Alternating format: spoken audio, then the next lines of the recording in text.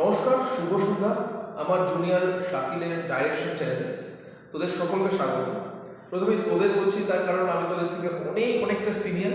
আর আজ আমার যে কন্টেন্টটা হতে চলেছে সেটা হচ্ছে নিট 2026 বা 27, যে কোনো নিটের কথাই বলি না কেন, এই ডিসেম্বর জানুয়ারি মাসটা পেরিয়ে যাওয়ার পর যে প্ল্যাটিও ফেজটা আসে, অর্থাৎ এইরকম দেখতে পাচ্ছিস মাত্র 4 থেকে 5 মাস বাকি পরীক্ষা। এবং এই সময়টায় একটা সবসময় প্ল্যান থাকে যে যারা যারা উচ্চ মাধ্যমিক দিচ্ছিস, যেমন উচ্চ মাধ্যমিকেও ভালো রেজাল্ট করতে হবে, একই সঙ্গে আমাকে নিট ইউজি, জেইই মেন বা অন্যান্য যে সমস্ত এন্ট্রান্স পরীক্ষা দিচ্ছিস সেটাতে ভালো এক্সাম করতে হবে। তার পাশাপাশি মনে হয় যে না আমি অনার্স নেব, না আমি নিট ইউজি বা মেডিকেল বা অন্য কোনো ফিল্ডে যাব। তো এই যে প্রত্যেকটা দ্বিধা দ্বন্দ্ব মানুষের মনে সবসময় থাকে, এর থেকে তৈরি হয় কিন্তু ডিপ্রেশন। এর থেকে মানুষের মনে তোদের দেখবি কখনো কখনো তোরা রাত্রেবেলা ঘুমিয়ে ভাবছিস যে এই রে, যদি এই বছরটা না হয় তাহলে কি হবে। এবং দেখতে পাচ্ছিস তোরা যখন মক টেস্ট দিচ্ছিস তখন দেখতে পাচ্ছিস কখনো কখনো নাম্বার 700-এর মধ্যে 400-500 রেঞ্জে গিয়ে থেমে যাচ্ছে। যখন ইউটিউব চ্যানেল খুঁজছিস কারো একটা, দেখতে পাচ্ছিস যে AI-1 ইন্টারভিউ, AI-2 ইন্টারভিউ, তারা বিশাল বড় বড় কথা বলছে। দিনে কেউ 200টা এমসিকিউ প্র্যাকটিস করতো, 400টা এমসিকিউ প্র্যাকটিস করতো, 10 ঘন্টা পড়তো, কেউ 15 ঘন্টা পড়তো। তুই ভাবছিস এই রে, আমি তো মাত্র 5 ঘন্টা সময় দিতে পারছি, বা আমার স্কুল থেকেই তো আমার সময় চলে যাচ্ছে, তাহলে তো আমি রেসিডেন্সি অনেক পেছনে। এই থেকে কিন্তু শুরু হয় একটা সব থেকে বড় সমস্যা, স্পেশালি যারা সিরিয়াস ক্যান্ডিডেট তাদের নিয়ে।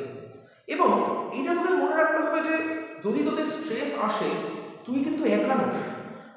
যত 25 লক্ষ ক্যান্ডিডেটের পরীক্ষা দিচ্ছে তাদের মধ্যে যদি 10 থেকে 15 লক্ষ সিরিয়াস ক্যান্ডিডেট থাকে, তাদের প্রত্যেকেরই কিন্তু স্ট্রেসটা রয়েছে। আর তোরা জানিস স্ট্রেস হরমোনের নাম কি? কর্টিজল। আর কর্টিজলের একটা ইম্পর্টেন্স হচ্ছে, কর্টিজল বলে সে স্ট্রেস বাড়ে, আর যদি স্ট্রেস বাড়ে তাহলে পারফরমেন্স কমে, পারফরমেন্স মানে এফিসিয়েন্সি, এবং তার সঙ্গে কমে মেমোরি। ব্যাস, এনসিআরটির ওর ইনফরমেশনগুলো একটা ঘরে আরেকটা চাপতে শুরু করে। মনে হয় আরে এই কোশ্চেনটা বায়োলজিতে আছে না কেমিস্ট্রিতে আছে, মনে হয় থার্মোডাইনামিক্সের সূত্রে ইউ প্লাস পিভি না ইউ মাইনাস পিভি। তো এইখান থেকেই কিন্তু হজবরল একটা সিস্টেম কিন্তু শুরু হয়। এবং এই সময় যেটা মূল সমস্যা হয় যে টপারদের ভিডিও দেখে মনে হয় আরে আমিও কেন টপার হতে পারবো না। ব্যস্ত একটা খাতা পেন নিয়ে বসে শুরু করতে যাচ্ছে, আমাকে 15 ঘন্টায় আসতে করতে হবে। এটা 15 ঘন্টা শিডিউল করা শুরু করিস। সকালে ঘুম থেকে উঠবো 5টার সময়, 2 ঘন্টা এমসিকিউ, এই সময় চা খাওয়া, তারপর বাথরুম যাওয়া, তারপর স্নান করা, তারপর ঘুম। কোনো একটা দিনও দেখবি সেগুলো পারফেক্টলি হচ্ছে না, কারণ এই পৃথিবীতে পারফেক্ট রুটিন বলে হয়ই না কিছু।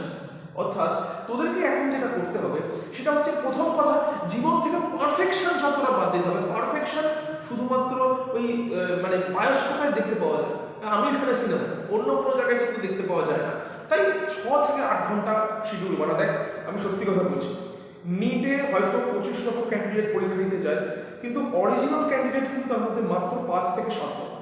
তাই তুই যদি 6 থেকে 8 ঘন্টা করিস, you are already in the field of 6 to 7 lakh. এইটুকু তোকে আগে ক্লিয়ার করে দিতে হবে। হ্যাঁ, তবে 6 থেকে 7 ঘন্টা বা হাতে মোবাইল নিয়ে ডান হাতে পেন চালালে কিন্তু হবে না। মানে ওই 6 থেকে 7 ঘন্টা যেন মোবাইল ফোনটা সুইচ অফ থাকে, ওই থেকে 6-7 ঘন্টা যেন এনসিআরটি পড়া হয়, ওই থেকে 6-7 ঘন্টা যেন নিট ইউজির যে সমস্ত এমসিকিউ এসছে বা এনসিআরটির পেছনে অনুশীলনীতে যে সমস্ত কোশ্চেনগুলো আসে সেগুলোতে করতে হয়। এবং প্রত্যেক দিন একটা শিডিউলে এমসিকিউ, একটা শিডিউলে থিওরি, একটা শিডিউলের revision, that is the most important key in this time. অর্থাৎ তুই একটা জিনিস আমাকে বল, সেটা হচ্ছে যে তুই আজকে একটা চ্যাপ্টার পড়লি, ধর এক্সপ্রেশন, এক্সপ্রেশনে অনেকগুলো ইনফরমেশন আছে। কালকে ধর তুই পড়বি এভলিউশন, সেখানে অনেকগুলো ইনফরমেশন আছে, অনেকগুলো মিলিয়ন ইয়ার্স এগো আছে। যদি আজকের টপিকটা পড়ার পর কালকেরটা একবার রিভিশন না করিস, তাহলে কি বলতো, ওই মনে হবে যে ওই এক্সপ্রেশনের পিএইচটা বোধহয় আমাদের এর মধ্যে কোনো একটা ভ্যালুতে ইনক্লুডেড আছে।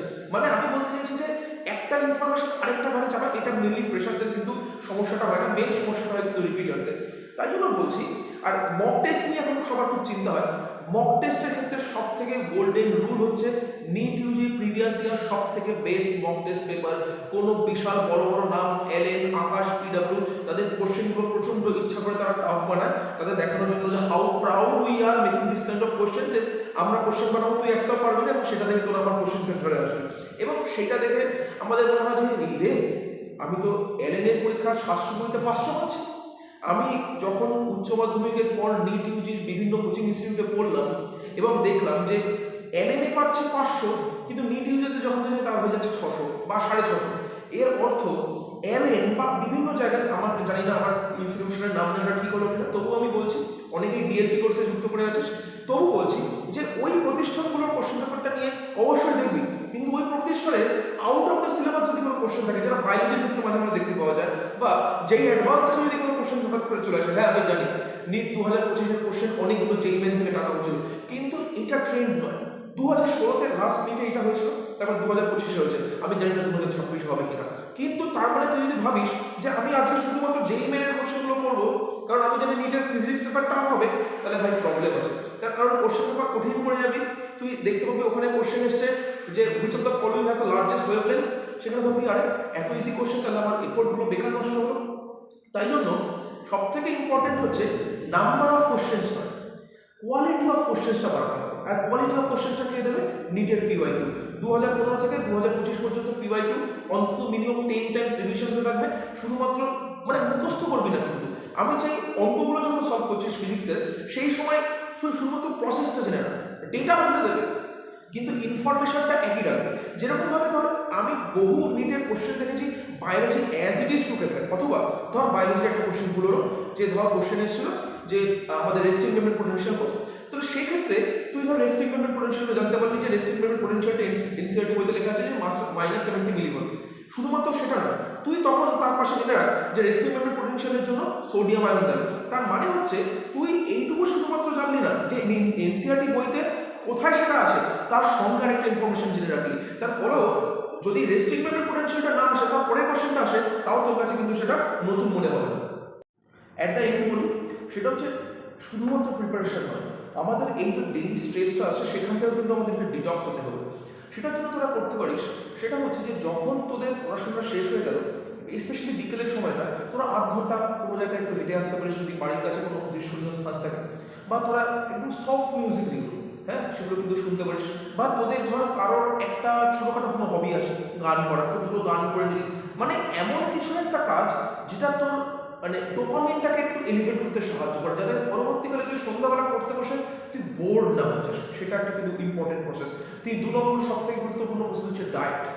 এই সময়টা স্পেশালি যখন নিট ইউজি সামনে সামনে চলে আসবে, সেই সময়টায় কিন্তু যেহেতু স্ট্রেস লেভেল এতটা বেশি, এবং তুই যদি ভাজা পোড়া জিনিস প্রচুর পরিমাণে খাস, তাহলে তোর কিন্তু অ্যাকিউট গ্যাস্ট্রোএন্টারাইটিস হওয়ার একটা সম্ভাবনা থাকে। তাই জন্য হালকা খাওয়াটা সব থেকে বেশি ইম্পর্টেন্ট। 3 নম্বর যেটা সব থেকে বেশি ইম্পর্টেন্ট, সেটা হচ্ছে কম্প্যারিজন না করা। সব থেকে বেশি ইম্পর্টেন্ট নিট ইউজির জন্য, তুই কখনো ইউটিউব বা অন্যান্য জায়গায় রিল দেখে নিজের সঙ্গে কম্প্যারিজন করবি না। তোর কম্প্যারিজন হবে গতকালের তুই এর সঙ্গে। অর্থাৎ গতকাল তুই ফিজিক্সের 20টা কোশ্চেনের মধ্যে 15টা ঠিক করেছিস, আজ তোর টার্গেট হবে 20টা কোশ্চেনের মধ্যে 17টা ঠিক করা। যদি কাল দুটো কোশ্চেনের মধ্যে বায়োলজির ক্ষেত্রে 4টে এমসিকিউ ভুল হয়ে থাকে, সেটা লক্ষ্য হবে আজকের ক্ষেত্রে সেটাকে দুটো ভুল করা।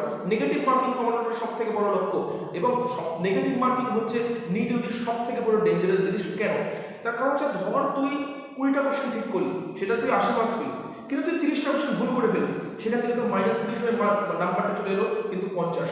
এর ফলে তুই হয়তো অনেকটা ইনফরমেশন জানিস, কিন্তু গেস ওয়ার্ক করতে গিয়ে কিন্তু সব থেকে বড় মাঠে মারা গেল। তাই জন্য প্রিপারেশনের জন্য সব থেকে গুরুত্বপূর্ণ সময় এইটাকে যে অতিরিক্ত এবং খুব স্মার্টলি, ইন্টেলিজেন্টলি স্মার্ট ওয়ার্ক করবে, সেই কিন্তু নিটের আগামী দিনে বাজিমাত করবে। আমি তোদের প্রত্যেকে অনেক শুভকামনা জানাই আমার পক্ষ থেকে, এবং আমি চাই তোরা প্রত্যেকে গভর্নমেন্ট মেডিকেল কলেজে চান্স পাও এবং তোদের প্রত্যেকের ভবিষ্যৎ উজ্জ্বল হোক। নমস্কার।